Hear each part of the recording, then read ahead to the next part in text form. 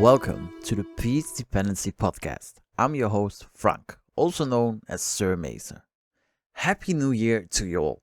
I know that 2020 brought a lot of bad things, and I sincerely hope that 2021 will be a great year for you both on a personal level as on a Classic Tetris level. For me, 2020 was a weird year. I stopped doing improv theater and I joined the Classic Tetris community. When I started the podcast last year, I would never imagined that the podcast is where it is today. Thank you all for your support and all the love. And 2021 will be an even better year with amazing guests and a lot of cool stories. Speaking of which, we have one of the best DAS players in the world on the show today. He finished in the top 16 of CTWC 2020. He organized a successful Classic Tetris tournament, which went to a completely different format for this season, and he's one of the better commentators in the scene. Yes, of course, I'm talking about ITZsharky. We spoke a week before Christmas, and we talked about Classic Tetris Gauntlet, DAS, CTWC, and much more. This is our conversation. Sharky, welcome to the Dependency podcast, and thank you for doing this. Yeah, it's a pleasure to be here. Hey, first question is always the same question to everyone who's new on the podcast, and that is, how did you get into NES Tetris? Well, initially I saw a video back in 2015. I don't remember who the two players were, but they were playing Classic Tetris, and I was like, maybe I'll take a look. But they were playing on level 9 at the time, and so it didn't look too interesting to me. So then I didn't, get into it then. But 2018, on December 26th, I saw the video between Joseph and Jonas. And then after watching that full video, then that's when I got into Tetris.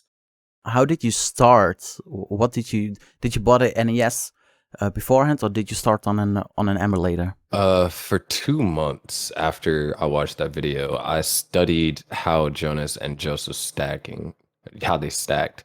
And then on February 27th, that's when I first played on an NES. I went ahead and bought the NES and all the cables and the Tetris cartridge. Why did you study the stacking before you started playing? Well, because I figured that if I wanted to become competitive at this, I'd need to learn, how, the best stacked. And at the time, the only two people that I figured would be the best were the two that made it to the finals. So I was like, well, if I want to improve fast, I need to be able to try and emulate the way that the top two players or the finalists stacked. And what was your progress from starting NES Tetris to your first max out? So the first 3 weeks, first week I spent my time on level 7, 8, and 9. And at the end of that week, I had a 300K. Yeah. The second week, I was told by Jonas in one of his streams to go ahead and move to level 13 because I was already, efficient enough at level 9 and I didn't necessarily know where to go next. And so then from level 13 at the end of that week, I ended up with a 400K. And then that third week, I felt comfortable enough with level 18. So then I just continuously play level 18. And by the end of that third week, I had a 500K PB. And when did you start playing competitive matches? I started playing competitive matches in April. Was it CTM? Yeah, it was CTM. It was my first time ever qualifying for any event. And at the time, CTM was really the only competitive avenue. There was only CTM and Deathmatch, which happened like once a month. Was that why you started Classic Tetris Gauntlet? Yeah, that's actually part of the reason why I started Classic Tetris Gauntlet. For people who don't know, what is Classic Tetris Gauntlet? So Classic Tetris Gauntlet, at least before this upcoming season, Classic Tetris Gauntlet was essentially like, it was supposed to be another tournament outside of Classic Tetris Monthly. And the way that it worked was it was like a King of the Hill format. So anytime, I'd host these things and we'd call them gauntlets, where people would join in a queue and play up against each other. And winner stays on and, loser goes and has the option to go at the end of the queue. And then over, however many wins or loses you get, you gain or lose points. And then at the end of the season, there's a tournament for generally cash prizes or, like a shirt that we give away or a custom controller. And what was the first season of the Gauntlet like? The first season, it was It was pretty interesting and a little bit nerve-wracking because at the time, I haven't commentated anything ever, and I was still, trying to get a feel for, restreaming and stuff. So I had a Yeah, couple of people on with me to help commentary. One of them was one of my friends from Xbox. His name was Icarus, who had commentating fighting games before. And then yeah, things got too hectic in his life since it was in the middle of his senior year. And so then another friend that I recently met at FBI, Stevo, he came on to commentate with me, and then eventually yeah. things got too hectic for him, and so then I was, forced to commentate mostly by myself. But I feel like because I was forced to commentate by myself, develop my own style of commentary and such. And who did influence you for your commentary? Because you have a high profile, hype style while commentating classic Tetris matches. I feel like the inspiration from my commentary comes from Chris Tang and his high energy. Yeah, And I wanted to be like, well, hey, if anyone watches this, I want them to become, invested in the game. That's why, yeah, anytime, I'm commentating, level 18, it's like you're setting up, the story of you're setting up, the introduction, these players are playing yeah, in level 18 speed that, a lot of people can handle. And then when we go into level 19, that's when I start to speed up the tempo that I talk, start to emphasize things a little bit more because I want you to be invested, emotionally invested, because it's like now we're starting to reach the climax. And the climax is generally the most exciting part of the games. yeah. Did you ever wanted to be a commentator, or did you just wanted to play? I felt like it's in between both. I know that I wanted to help to try and do something for the community, Yeah, yeah. but I was like, I'm not sure if I could be, a skilled commentator. And, at the time I was like only an 800K PB player. And so I felt like I was like to do, both, like be both a player and a commentator. Outside of for example, sports commentators or different commentators that influenced you to be the commentator that you are right now? No, I don't really listen too much to sports commentary. I mean, outside of whenever, I do occasionally watch, basketball games, but I don't have like any particular commentator that, I listen to. So it Yeah. was just I guess James Shin and Chris Tang. So really the CTWC guys. Yeah. And for next season, the Gauntlet is doing something different. You go with a team format. Why is that? Well, one thing that I notice in the scene is, we have plenty, there's a lot of things that we have, and there's also a lot of things that we don't have. One of the things that we Yeah, have a lot of is your basic 1v1 matches, player versus player. And the thing that a lot of esports have is, they have like some kind of team function to where like you're playing for a team. And so I was like, well, if Tetris is an esport, I think it'd be cool to, experiment, see, all right, we have people, they create their own teams, pick their own teams. And, with a format that took me a while to think about, we yeah, have them play up, teams play up against each other, and then, play it out, like sports, teams, overall team winnings will translate to, a seeding in the playoffs and, a yeah. big prize pool for, the entire team to get paid. Will it be like a NBA season or an NHL season that you have teams on fixed dates playing against each other and then all accumulating in a playoff where you have a elimination style bracket and the winner takes all? Yeah, that's kind of what I'm aiming for because a lot of it is inspired from the NBA. But I also do realize, this comes with the challenge of time zones and, people's responsibilities. And so that's why I tried to make it as many days that I'm available, Tuesday, Thursday, Saturday night, and then probably like Sunday afternoon. So then Yeah, that way there's as many opportunities for, teams to schedule matches where they get, at least three players to play up another against another team with, three players of their choice. yeah. And how will the teams be formed? So I decided that the team captains should be players that have achieved a 1.2 or above. Yeah, And then there were special cases for players that ended off like, maybe like 25 or 25 to 30,000 off of a 1.2 that if they would yeah. like, they could also have their own team. but those are going to be like the team captains, and then they'll go through and pick players in like a draft. And so then the Yeah. lowest PB is going to get the first pick, and then so on and so forth. And then will there be trades during the season, or the team that you pick during the draft will be the team you end up with whenever you get eliminated or whenever you win the championship? I'm thinking about having two opportunities for trades, and these two opportunities for trades are also going to be when new people can join like mid-season. And so then like let's say, a team wants, one of the new players, they can trade to like another team for, a spot in the new draft. Yeah. Something along that nature. And is this the way you want to go forward with the gauntlet, or do you want to go back to a 1v1 style somewhere in the future? I feel like this is a way that I do want to go. I throughout the season, I did plan to, still host the King of the Hill gauntlets, just, since people do still kind of enjoy those, and there isn't really anything like that out in the the classic Tetris scene. However, Yeah. the scene has progressed so much to where there is, so many 1v1 scenes. You have Classic Tetris Asia, Classic Tetris Latam, Classic Tetris Brawl, CTM, Classic Tetris League, all these different Yeah. things that focus on the 1v1 format. And then in the case of Classic Tetris Nations, like a 2v2 format. And so then having, a team that you're playing for, I think it'd be an interesting new concept that can, pique the interest of a lot of players. And do you want to do this once a year or multiple times a year? I want to aim to try and do it twice a year, or if not twice, then just almost twice. So like a Yeah. season might last, 6 months, which I'm planning for this upcoming season to last, and then the next one lasts 5 months. And what can people do if they want to participate in the next season of the gauntlet?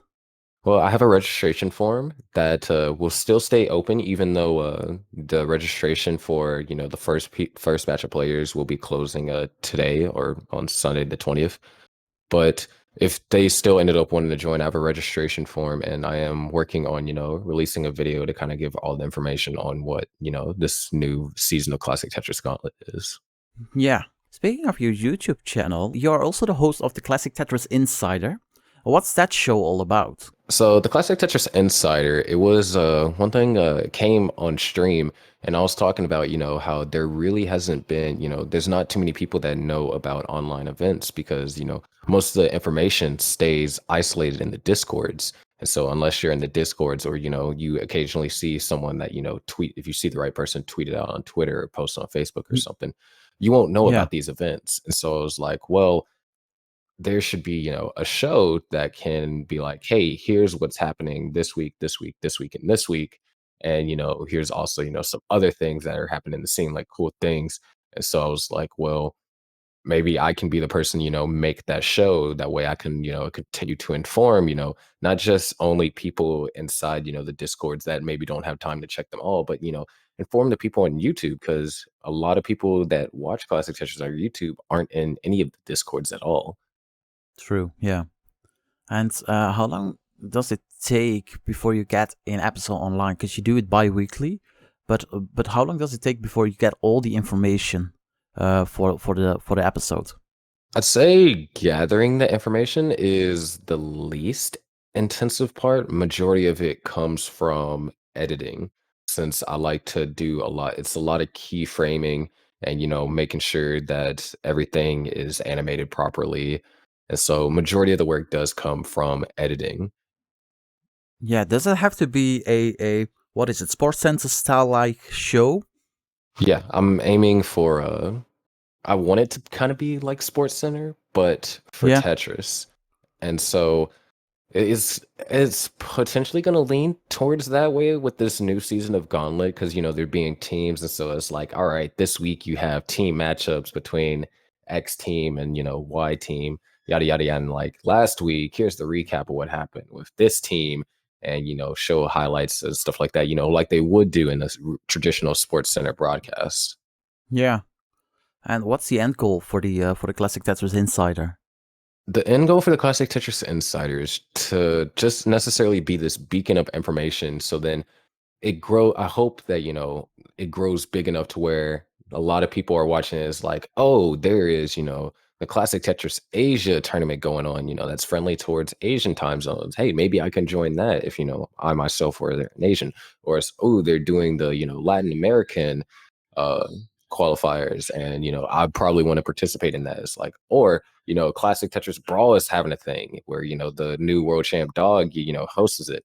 It just want it to Yeah. be a beacon of information for everyone, and eventually maybe if becomes big enough, maybe there might be even some inclusion for modern iterations of Tetris, because as of right now, the modern iterations of Tetris, all they have is stuff that is unique to the Discord. They're kind of in the Yeah. same position as us. There isn't really any YouTube channel telling you what all tournaments are involved and such.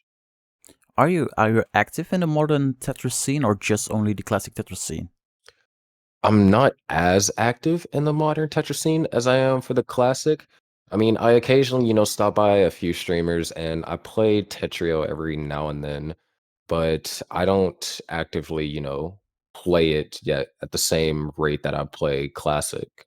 Organizers and other content creators, how easily did they contact you to have items in the Classic Tetris Insider?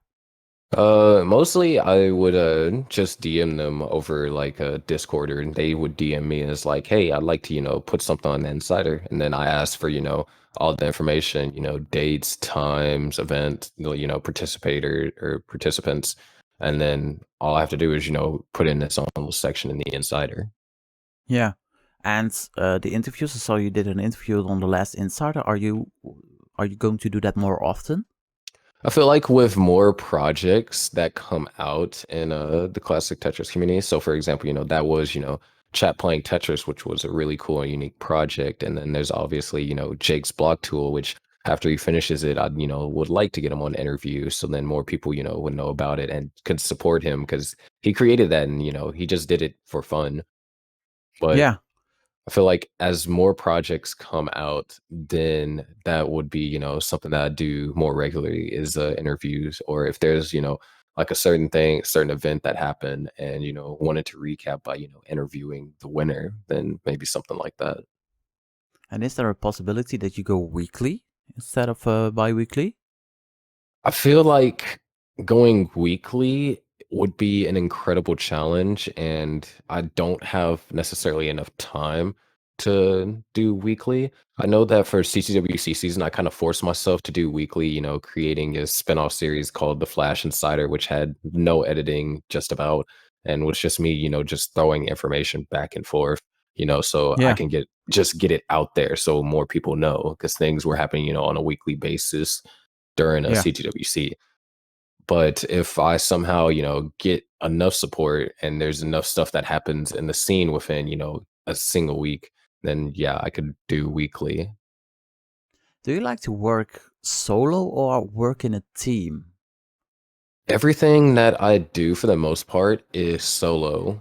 But Classic Tetris Gauntlet, for example, I've worked, with a few people, mainly Anthony, who is, my business partner for the custom controllers.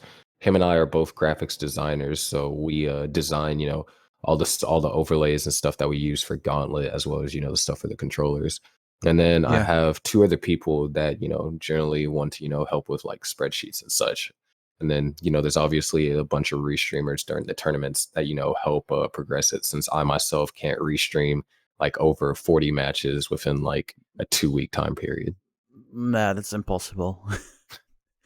We will return to the conversation with ITZsharky in a minute. But first, if you like the Peace Dependency podcast, help us grow. Please share the podcast with every Classic Tetris fan. Follow us on Twitter and Instagram at Peace Dependency. You can also like our Facebook page, Peace Dependency Podcast. Subscribe to our YouTube channel. We will have all the podcasts uploaded at full length. Also, you can listen to the Peace Dependency Podcast on Spotify, iTunes, Google Podcasts, or your favorite podcast app. Join the Kingsman Tetris Friendlies Discord server. Besides the fact that it's the place to discuss anything PDP, you can also participate in some lovely friendlies or put your ELO on the line in the various ELO battles. If you have a suggestion who we need to have on the next Peace Dependency podcast, let us know through our socials, the Discord channel, or send us an email to peacedependencypodcast@gmail.com. By the way, this amazing music on the background is a Tetris Music 3 remix made by Classic Tetris community member Bumpy Heart. Now, let's go back to the conversation with ITZsharky, where we'll be talking about why he plays with DAS. Hey, you're one of the top DAS players at the moment. You are the only DAS player in CTL Division 1. You are one of the 11 players with a 1.2 million personal best, and along with Jonas Neubauer, the only DAS player who made it into the CTWC top 16. Why do you prefer playing DAS as your primary playstyle above hypertapping? Well, a lot of it came from the fact I just didn't know how to hypertap. I know Moodus, when I did my first stream, which was actually on YouTube, he stopped by my stream and told me you should do hypertapping. But the thing was, like, I didn't know how they did it or anything. So Yeah. I was forced to learn, DAS. And then by the time I was like, oh, so that's how they do it. The trying to start and learn at the time, it was like I'd be starting from square one, and for competitive, I wasn't sure, if I wanted to do that. And so that's why, I plan to, stick with DAS until I got like 1.1 or, 1.2, so I can say that, I've mastered DAS, even though I still personally feel like I have a long way to go. But in 2021, I want to plan to attempt to learn tapping. And if my tapping can match my skill with DAS, then I might switch over or, just do kind of what Pixel Andy and Broden do, DAS 18 and then tap 19. Hey, do you have a grip in mind that you want to use for the hypertapping? I've been trying out Dan QZ's grip, similar to Dan QZ and Mark's grip. But I also was thinking about trying to develop a one-handed grip, potentially. Sort of like JD's grip, but outside of that, I'm not sure. I guess I'd give it like a month on each grip or so and see, if I make any progress with it. Yeah. Do people know that you want to switch playstyles? A lot of people, that's actually like the frequently most asked questions whenever I stream is like, hey, why don't you tap? And are you going to tap? And so a few people do know that I'm planning to attempt to learn how to swap, but a lot of players think, I'm still, just going to be solely DAS. Yeah. And what do you think of people saying that DAS is dead? So I don't really necessarily feel like DAS is dead because there's a lot more to competitive Tetris that people understand or people know about, I should say. And because of this, I feel like I wanted to make a video in 2021, describing this because obviously a DAS player, they're not going to be able to get the overall, highest score in NES Tetris because Hyper Tetris just have way too much of advantage, which, the only way DAS players can compensate is by getting, insanely good RNG and playing incredibly efficient and aggressive. But in match play, it's totally different, as demonstrated by, me and Jonas, who both made top 16 at CTWC, him placing 11th and I placed 10th, and both of our paths were, filled with hyper tappers. My path in particular, I had to go up against Ben, who is now a 1.2 player, Nenu, who was a 1.3 player, and Paul, who was a mid 1.1 player, and then have to play Nenu 2 more times. And then even shown in CTL season or this past season, where I just went up against hypertapper after hypertapper, the average PB in the division was 1.2, and I was the only DAS player, and then I end up winning up the entire division, going up to Division 1. So if I'm able to do this, then obviously there's things that DAS can still do in terms of match and competitive play. What is, by the way, the origin of the Hyperjolting meme? So it happened whenever I attended CTWC in 2019. And at the time, I did know of quick taps and I knew how to do them. But the thing was, I didn't quite learn traditional quick taps. That one thing is like, oh, you know how they work. Now you got to figure out how to do them. And at the time, the way that I figured out how to do them was I would jolt my arm or, tighten it up so then I could do an extra tap. Well, the commentators for that tournament, Arda and Chris Bidwell, whenever I did do it, Arda was like, oh, the Hyperjolt, because it was, how, I would jolt my arm, get pieces over, especially, during that one section where I was actually hyper tapping because my dad's control is not good enough to try and recover from that height. And so Yeah. eventually, it did become, a sort of a meme. It died out a little bit. And then 2020, it just became full bursted where, people think it is, an actual play style that is unique to me. Do you embrace it or do you hate it?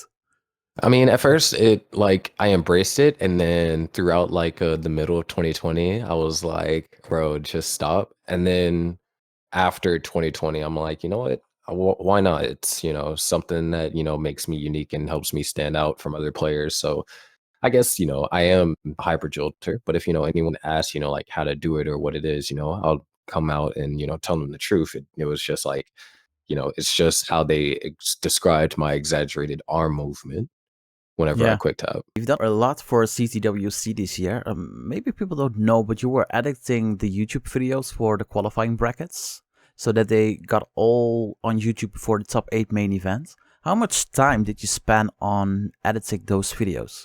I probably would say that outside of days that I had, other things to do, like, had to go out with my family or had to, host a silver bracket.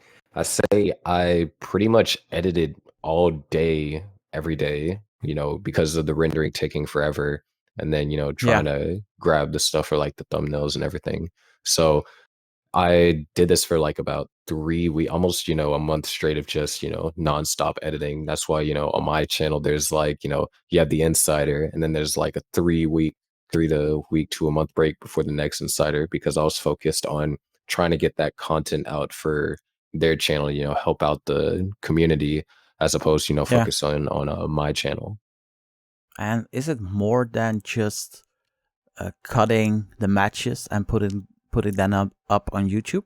Oh yeah, it's a lot more, and it's a lot more time consuming than what people think. I mean, especially with the fact that these are hour-long videos. The rendering itself, depending on what kind of computer you have, can take anywhere from 1 to 2 hours. And then I go a step further and then and compress the videos so that they're easier and upload to where I share the files with them and upload to YouTube faster, which takes an Yeah. additional hour. But it's a lot more than doing that. I did have to do, some keyframing, animating, and then there was, obviously, stuff that they told me to do via like template, but it Yeah. is a lot more work than what people give credit for. And you also hosted the CTWC Silver Bracket. Did you organize it or co-organize it, or were you just only the host slash restreamer for the event? I basically organized everything. I had to, create the scenes and then, I had to do, some test streams. And then I had Chris Forrest. He did help me, verify players were ready. But, for the most part, I was, checking, getting in contact with all the players, making sure they're, present and everything. I was the one that provided, all the information on, when it was going to be. And, I had Chris Bidwell and JD come on, commentary, and they helped, read sponsorship things, which, I'm grateful for because as one person, I don't think there was any way, I'd be able to remember to read sponsorship stuff as well as make sure, to keep the restream open and everything. Was it a good idea to host the tournament over 2 days? Yeah, I feel like it was good to host it over 2 days because if it was hosted over one day, it would take it'd run late in the night because of just how long that first round was. And the second round, or not the second round, but the top 8 being top 8, you can focus and spotlight players a little bit more, Yeah. and you give them a time like rest and prepare for the next day. How did they come to you for like, hey, do you want to host the Silver Bracket? They just they contacted me like a couple months before CTWC asking how if it was possible if I would like to be a commentator for any events. And I was Yeah. like, yes.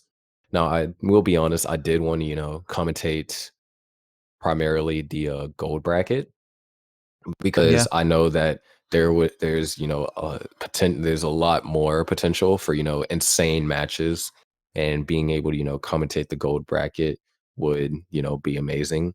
However, it did lead to me to getting quite upset whenever I found out that all the spots were taking. And I feel like me getting upset actually is what drove me to, improve so much over the month of October during that CTWC month.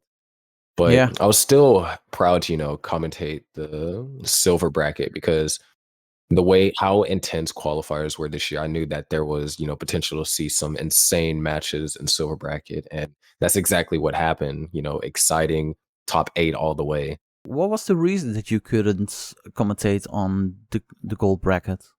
Generally, they want, commentators to not also be participants in the tournament. And, he asked, he's like, what are your chances of, making the gold bracket? And I said, 99% chance. Like, I'd be shocked if I didn't make it. So it was like, with me almost being definite of participating in the tournament, I wouldn't be able to, commentate if, I wouldn't be able to Yeah. commentate at all. And so that's why, I ended up being a commentator for Silver Bracket. Who impressed you the most during the silver bracket? I think in between Wing and I think Tom, those were two players that impressed me the most because I knew nothing about them and they played incredibly solid Tetris. I did, hear that Wing was a CTEC champion. So I knew that, he was skilled at Tetris, but, his play in NTC was also really good. So those two players, I would say, having me not knowing anything about them and having, no expectations, I'd say that they impressed me. Is that difficult commentating people that you don't know? Uh, I wouldn't say it's necessarily difficult. I just can't pull up any, previous information. So for majority of the players, like in top 64, I know or have commentated over their matches. And so then I can bring up, stuff that happened in their past or, stuff of things like, spectacular things that they might have done. Cause I just have, a repository of information that I know about majority of players.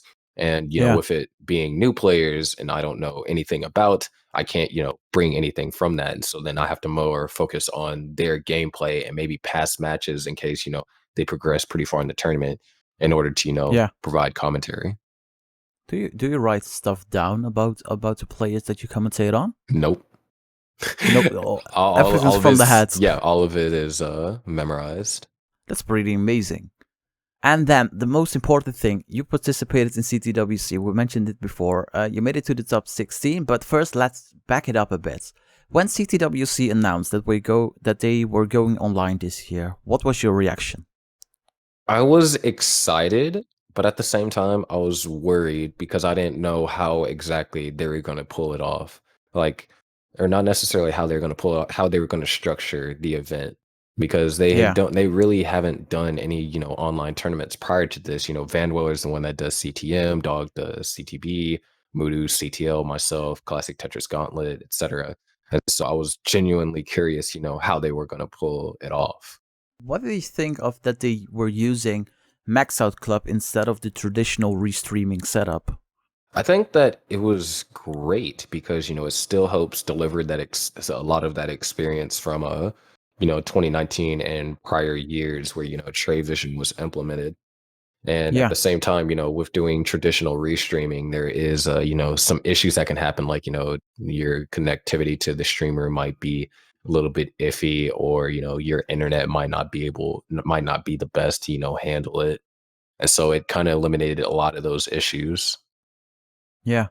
And could you hear the commentary that we heard on the broadcast, or because you were in a meeting with the players and the organizers, I believe?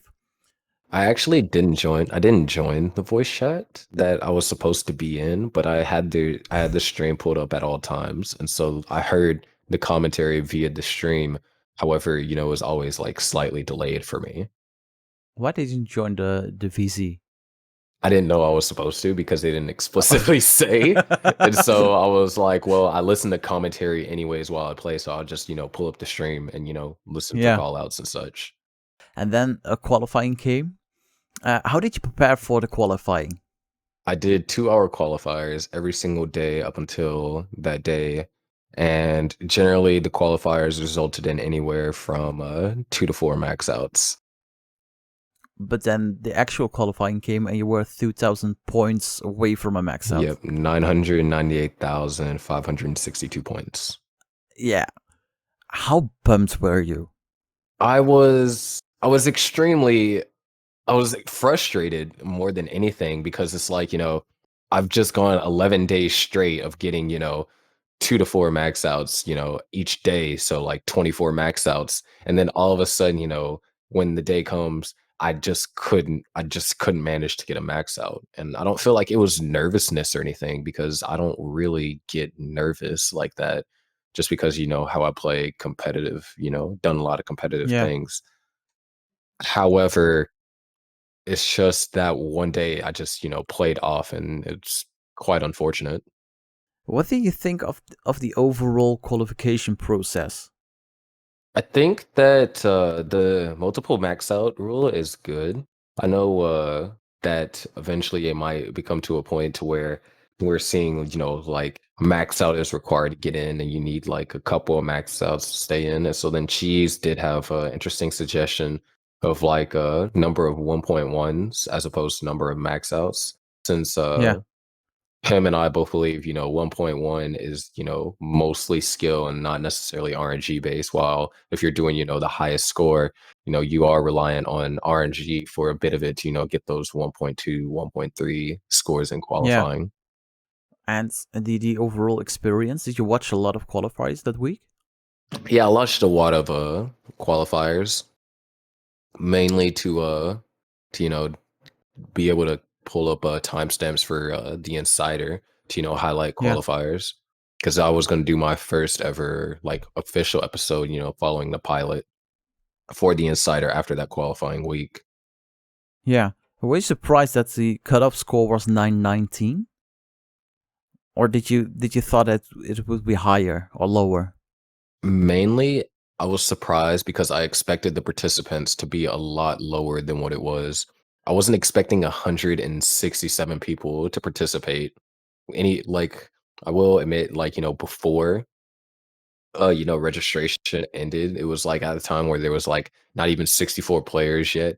I was like, well, Yeah. if things, stay the way they are and we're at like, 47 and we double by the time, registration hits, probably giving us from like 90 to 110, then I believe, the cutoff would be anywhere from like 800 to, 870, Yeah. somewhere around that range.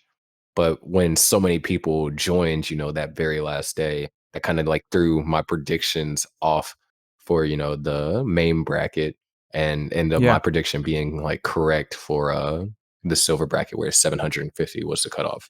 So having 900K did shock me a little bit, but at the same time, it made sense. You played in CTWC 2019 and in this year, and people say that the level of play was so high because people were in the comfort of their own home with their own chair, with their own controller, their own setup. Um, do you think that the level of play improved because everyone was at home, or that the pressure was higher because everyone was at home? I feel like, yeah, there is, some aspect, people being at home because, it's like familiarity and Yeah, everything. But I don't think that is the reason why there is such high level Tetris. I think that the reason why there is high level Tetris is because everyone was playing year round and, quarantine allowed them to, put in more time. And so that I feel like that contributes more towards the high level pressure, the high level Tetris that we saw this year, as opposed, what people think is like, oh, they're playing at home, they're playing in their own chair, they're playing, with their own controller, which they would play with their own controller if they bring it to CTWC.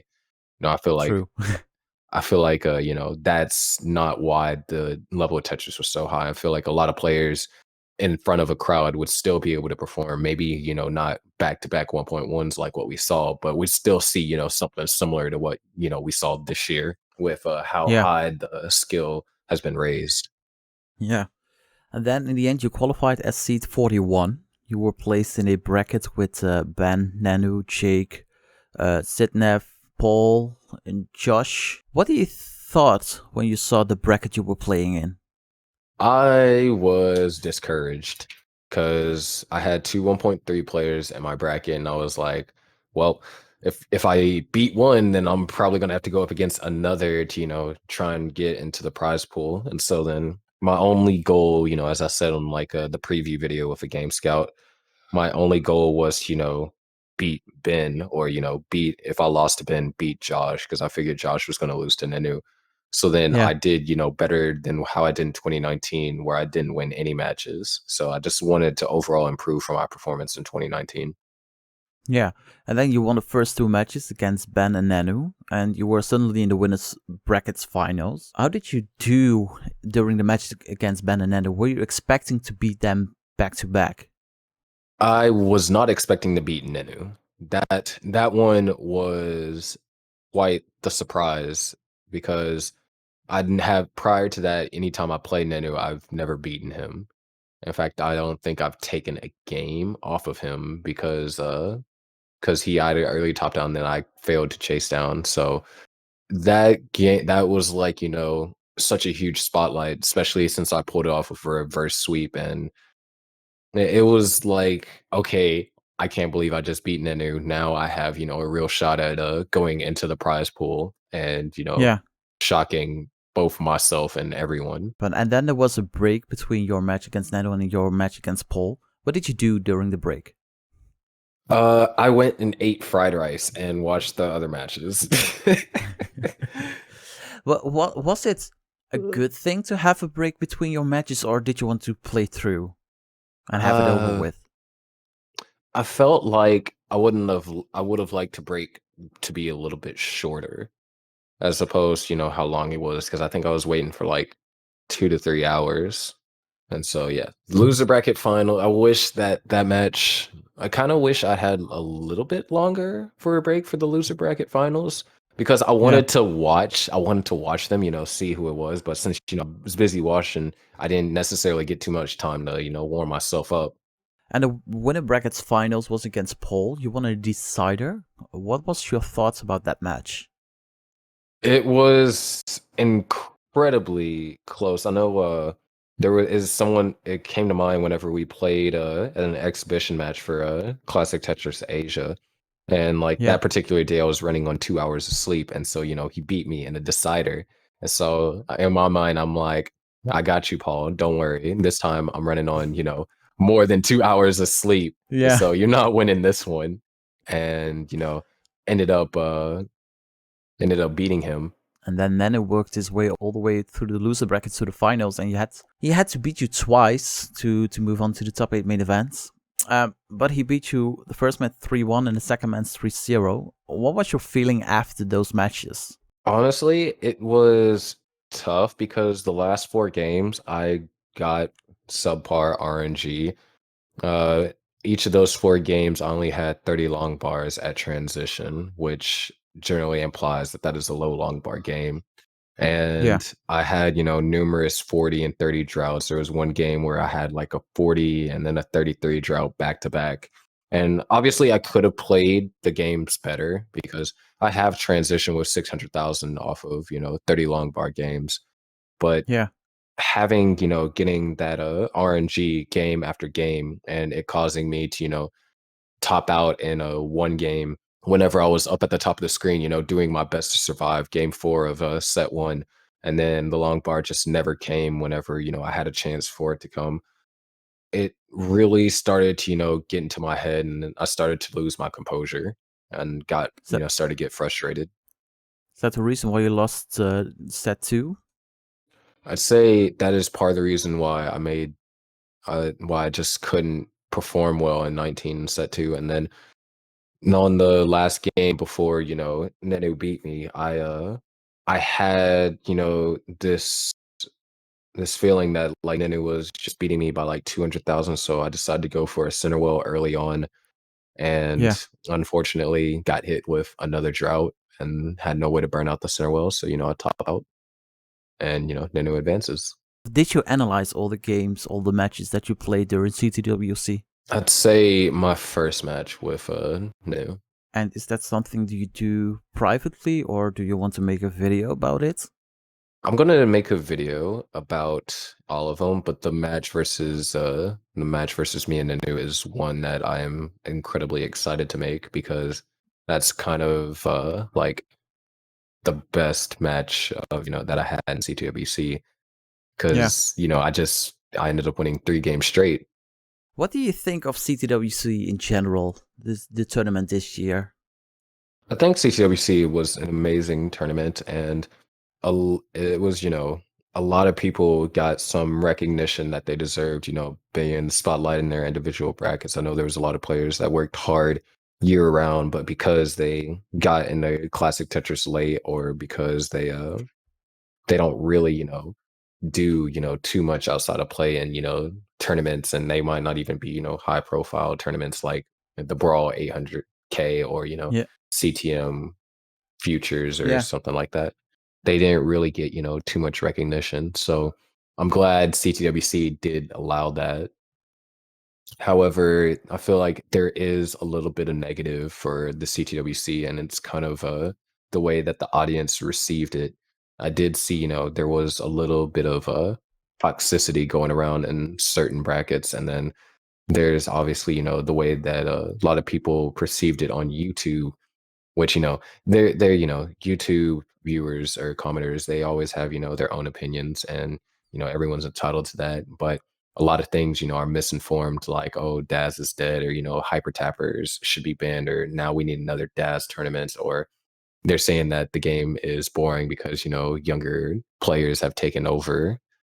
Yeah. And that is definitely a lot more prevalent this year than it has been in any year in the past, and it's quite unfortunate to see. Does that bother you? It bothers me a lot, actually. Uh, Why? One of the main reasons why it bothered me is the whole entire, separate DAS tournament, because hyper tapping is quote unquote overpowered. And I mean, yes, hyper tapping does have an advantage, but I feel like DAS players, until points are being consistently, like every single kill screen that a hyper tapper gets, they're going to score 100K no matter what. Until we Yeah. reach that point, which who knows if we'll reach that point within the next few years or not. That's when DAS can still compete. A DAS player can still pull off 1.1s and maxes every game. I mean, my best average of 5 from one of my practice section was a 1.1 followed by a max, followed by a 960, followed by a max, followed by a 940, which Yeah. that's those are what people would consider oh, those are numbers that a hyper tapper would pull up. A DAS player is still capable of this stuff. The thing is, and I get a lot of flack for this because people say that is talking trash, or I don't necessarily get a lot of flack, but there are a few people out there that don't like me for saying this. I say Yeah. that consistent 800Ks at kill screen just is not enough to cut it, and that's what majority of the veterans have done in the past. And because I said that, people say that it's talking trash as opposed to it's the truth. If you look at any game and or any real match from like top 8, or even a lot of matches from top 16, if you got 800K, you weren't necessarily guaranteed to win that match. And Nah. it's the truth. There has been a DAS exclusive tournament. Do you think that's necessary to do, or it's just saying that DAS is that, so we need a different tournament, a tournament full of DAS players, so we can show the world that DAS can still be played good? I feel like as long as a DAS tournament just stays as a thing that's like for fun, because it's hard to enforce that players just use DAS. What if a hyper tapper, with Thor grip, it just manages to limit their speed to 10, or even 13 hertz on a certain piece, and then it's like, oh, it was a quick tap. It's kind of hard to enforce that if they are moving at the rate of DAS, with their tapping, or Yeah. and then what if, a lot of DAS players, they do tap when they lose DAS. And so then if you outroll that, are they just, supposed to dead drop the piece, or, attempt to, get it over with imperfect DAS? It's hard to, enforce that. But I feel as long as, a DAS tournament is created for the sake of it just being for fun, a fun thing that everyone can participate in, then Yeah. I think it would be fine. But another qualm I have with like a DAS tournament is that that's essentially what the silver bracket was. If you don't make the top Yeah. 64, you went into the silver bracket if you were in the next 32 seeds. And I believe there was like only 6 or 7 hyper tappers. The overwhelming majority of players was DAS players. And I heard so 90% were DAS plays in the yeah, silver bracket. yeah, majority of them were DAS players. And so then it's like even them just having, your gold bracket and your silver bracket, maybe expand the silver bracket a little bit, maybe 48 seeds or something like that in the future, I'd say that would suffice. But in order for you to, want to compete at the world championship level, you got to continue to improve. And with this game, there is no spot where you can say, all right, I mastered the game. It is impossible for me to, improve. There's always something that you can get better at, whether it be your consistency, your competitive, your adjustments, your stacking, your 19 survival. There is always something that you can work on with this game. Even Joseph has said, like, everyone can still improve on their 19. And, even though 29 is being optimized, everyone can still improve at their 29 play. Yeah. Is this a problem that is just 2020 or a problem that happens in 2018 and 2019? I feel like the DAS is dead kind of started in 2019 with there being a lot more hypertappers that came onto the scene. But Yeah. the thing is that there's really very few DAS players that can, compete with high level hypertappers. And so it kind of boils down to statistics. I mean, there was like what 10 DAS players, 10-ish DAS players in the top 64. Obviously, Yeah. the chances of a DAS player making it into, the top 8 spots is going to be low if the overwhelming majority were hypertappers. Yeah. So I just feel And like there's just a statistical disadvantage. There is way fewer exceptional DAS players out there as opposed to how many exceptional hypertappers there are. I feel sometimes the community finds it difficult to accept that DAS is a good style to start and learn stacking with and etc. But if you want to be the best of the best, you have to switch to hyper tapping. I'd say that that's one misconception is that you have to be a DAS player to have good stacking because there are several DAS players out there that don't have necessarily the best stacking. There are hypertappers that stack better than them. I feel like if you study how to, stack, by analyzing both your games and other games, then you too can, be a good stacker, whether despite what your play style is. But Yeah. if you want to be, the best of the best, and you want to give yourself the best chance at that, then yeah, you gotta learn, how to hypertap, or at least learn how to hypertap on 19. You can still compete with these high level hypertappers as a DAS player, but in order to do that, one, you yourself need to learn how to be efficient on both 18 and 19, and you have to be even more so efficient than the hypertappers through the way that you stack. And then two, Yeah. you have to, learn how to quick tap with very high accuracy. I say, for myself personally, I hit, anywhere from 85 to 90% of all my quick taps, with the exception of Yeah. frame perfect quick taps. And Green Tea, he hits his quick taps just about every single time, and his DAS control and his play on 29 is insane. But you have to be able to push DAS to the limits if you are to try and match, these high level, hyper tappers. And Yeah. that's one thing that you don't see a lot of DAS players do is, push it to the limits. A lot of people say that I stack aggressively when I feel like I don't. And they say I play up high for a DAS player when I feel like I don't. I just, it's just what I do. I feel like my DAS control is good enough. Okay. It's the way that I stack.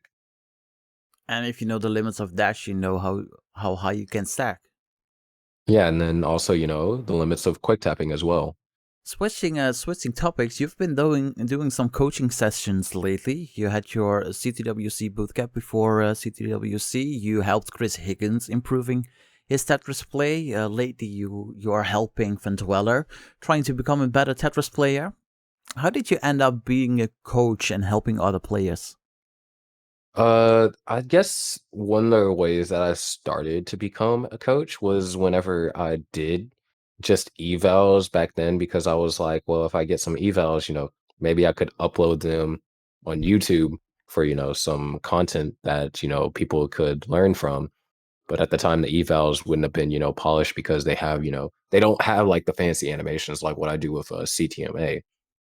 Yeah. But I know for the boot camp, I was like, okay, there are a lot of people that want to, participate in CTWC and they only have like a month or so to do so. I found myself in their shoes, last year for 2019, because at the time, I only had, I qualified for CTWC 2019 with only 7 months of experience, not even, Yeah. close to a year or anything. And the only way I was able to do that was whenever I went through like this strict training regimen for like a full month, where I was able to, boost my overall skill dramatically to, where I was getting consistent 800K in quals, and my PB was like 921 at the time. Yeah. And so I was like, well, I can try and replicate that success in others, but modifying the way I did the training regimen, so then others, don't burn themselves out, as well as they, learn how to, get better and give themselves the best chance for qualifying. In which, a few from the boot camp did qualify, both Ian and Redshirt. They made top 32 overall and then top 4 in their respective brackets. And then PK Yeah. Eric and Timmy, they qualified for the tournament as well. And what's your training resume look like? My training regime for 2019 was day 1 did nothing but level 19. Day 2 did mock qual attempts. Day 3 went for try to go for max outs. Day 4 mock qual attempts. Day 5 just do regular consistency practice. Rest on Saturday, and then maybe I might rest on Sunday, and then do it all over again. And I did this for just a little bit over a month straight. Do you use something like that nowadays? No, I do not. Nowadays I just practice whenever. But for CTWC in particular, I always did I did 2-hour calls every single day. I'm pretty sure I played like on average 4 hours a day every day, with the exception of Saturday. Or even then, like Saturday night, I might still do, late night stuff. But I did 4-hour practices just about every day before calls. I would imagine that you were dreaming about Tetris after CTWC and all the hard work. I don't really have too many dreams, so I don't think I was dreaming about Tetris or anything for that matter. Do you have, or when you daydream, that you see the Tetris blocks falling and that you're stacking in your head and playing a game like that? When I first started in my first year, I did see that, but now I don't see it really, since I'm even though I'm being constantly exposed to Tetris. Yeah. And what are the things that you're looking for when you first coach a player? First thing I always ask, is like, okay, what's your PB? What is the highest level you can play? And then I generally, ask them, record 1 or 2 of their games. And then from there, I give them personalized advice for their journey. Yeah. And how do you teach them? I coached them, I walked them through placements that they could have done better, but as opposed to, just saying, oh, this placement is better, I would have done this. I was like, okay, this is the placement I would do, and here's why. Blah, blah, blah, blah, Yeah. blah. The placement you did, it leads to blah, blah, blah, blah, blah. So this could put you in trouble if you don't get the right RNG, stuff like that. And Yeah. I don't necessarily throw, but I teach them concepts of stacking that I personally use and that I find successful. And depending on where each individual player is at, their advice is going to be different, which makes one-on-one coaching incredibly helpful, as opposed to just broad coaching classes. Like, all right, welcome to Sharky's coaching class. If you are at X PB, then this is for you. Yeah. And who helped you when you started your playing career besides Jonas and Joseph stack analyzing? that is it. That's only it. Those are the only two players that I studied, and then I would occasionally, whenever I found out about Harry, I would watch his streams, but his play style was incredibly aggressive, and I always, when I first started, and even now, I always have tournament Tetris on. I always practice tournament Tetris, and so Harry's play style isn't tournament Tetris oriented, so I didn't pay attention to how he played. Were you not interested in seeing other players stack, or do you think Jonas and Joseph were the only two that stack the best? At the time, a lot of people didn't really stream, and those were like the two main ones that I knew that were high level. But whenever now anywhere I go, over and watch other streams, it's like, Y- okay, I could, when I basically put myself in their shoes, like, well, if they were playing, I would have done this at this, play, Yeah. play Tetris in my mind. And you have also a series on your YouTube channel that you analyze different Classic Tetris matches. I believe it's called Classic Tetris Matches Animated, Analyzed. Sorry, Classic Tetris Matches Analyzed. Yeah. Why did you start making analyzing videos? Because I felt like it was cool, to like just break down. It's like, hey, let's see, if they played the pieces different, what could have happened? Could we have changed the outcome of, any game had we played that? And I think that, it was an interesting concept because it also, it also allowed you to do, stacking concepts in there. It's like, okay, if Batfoy, they placed this piece in this area, this would have been better because it would allow better board accommodation. They would have been able to, kind of outlast this drought, or they would have been able to, score just a little bit more points. I think it's interesting to look at those things and then you see that it's like, oh, okay. So if I ever run into this situation, which, is possible, unlikely, but possible, I need to do this so then I can stay Tetris ready, or, have a clean enough board to where I can be, conservative if needed. And I feel like Yeah. having that as, a series is pretty good for, teaching players, stacking concepts as well as, just illustrating, matches in What that sense. What do you think was the best match that you analyzed? As of right now, Joseph versus Green Tea. I do have one that I'm working on, which I think is probably going to be the most insightful duo one, which is when me and Joseph analyze Batboy versus Corion. But Yeah. out from any of the ones that are currently uploaded, definitely Joseph versus Green Tea. Why is that? That match was, present as like the best match of CTWC history up until, this year. So best match of, CTWC 2019.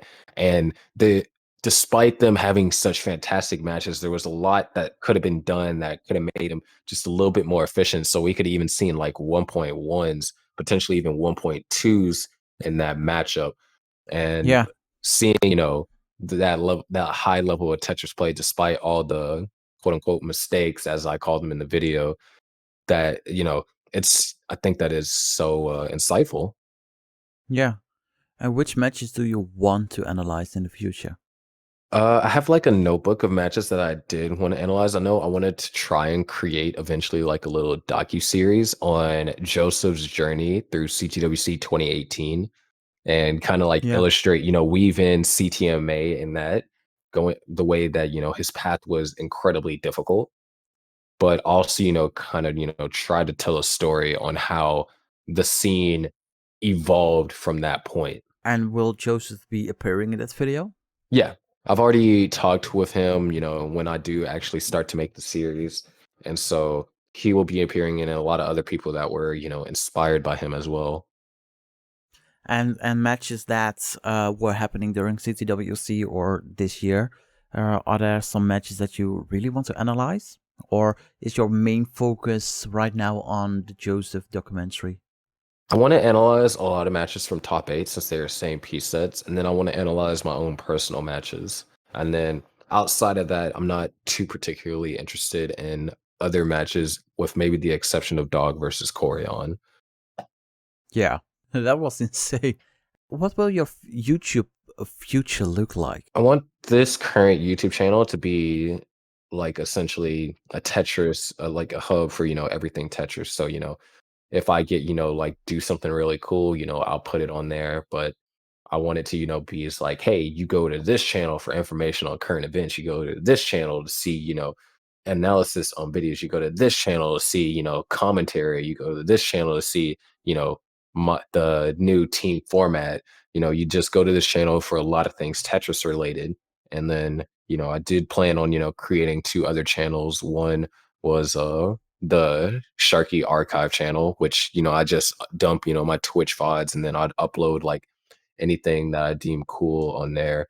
And then the other one was this other channel I was going to call was It's Megalodon, which was going to be my channel for non-Tetris content. Which if Yeah, other people, enjoy, my non-Tetris content, then I'll just put it over there. Because at this point, I have become, an NES Tetris channel. And so if I upload anything kind of off-brand, it wouldn't, be received as well. true.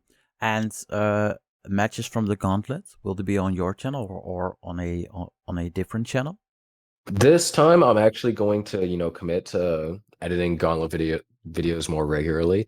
It was just always a daunting task of having to go through after the tournament and edit every single video, especially if there was videos with, audio issues that I had to like go in and then redub my commentary over.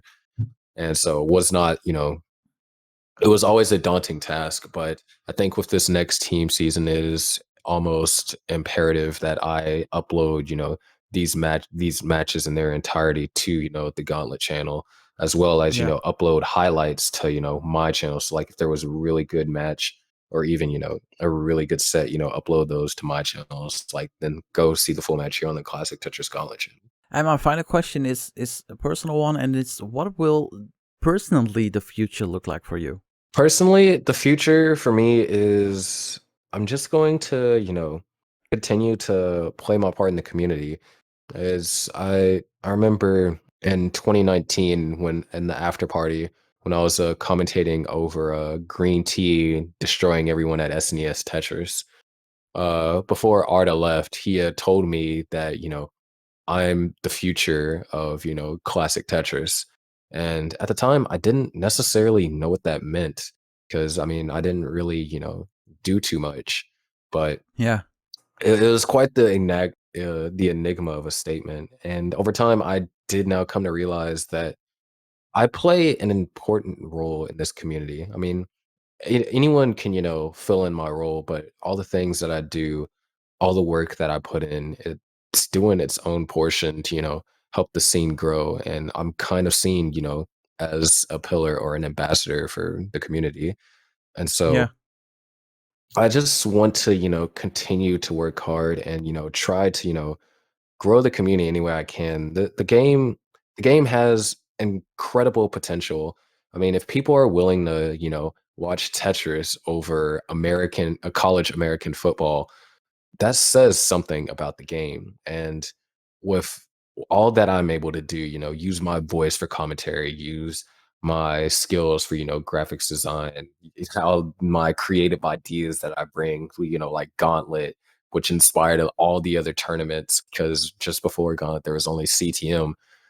And Yeah. so, Gauntlet, which inspired CTL, Brawl, Friendlies, and, all these other tournaments, you know, I feel, Uh, my main goal is to try to take the scene as far as I can, obviously with help of other community leaders and see if we can actually get it to, push it to, as close to mainstream as possible, as well yeah. as, for me to, find a way to not only support and sustain myself, but also support my family, who Yeah. has been nothing but encouraging the entire step of the way. My dad, he was the one that bought my first NES for me. He's like, if you can organize the garage in 20 minutes, I'll buy you the NES.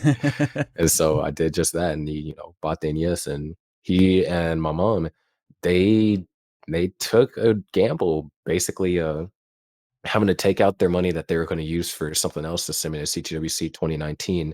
And Yeah. even though it appears that I came back empty handed, the connections I made there and the memories that I made there as well are something that, are going to last a very long time. And so Yeah. coming forward, I just want to be able to, do my part to help the community grow, and also continue to grow myself as a player, commentator, content creator, analysis, everything. And more importantly, continue to grow myself as a person.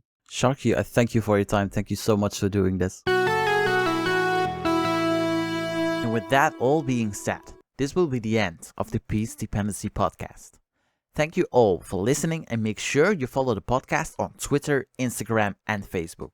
Don't forget to join the Kingsman Tetris Friendlies Discord server and follow me on the socials at SirMacer. We have something cool planned for the taping of the February episode for the Peace Dependency podcast, but more info will be released soon. For now, have a great Tetris month, and I will see you all in February. Bye!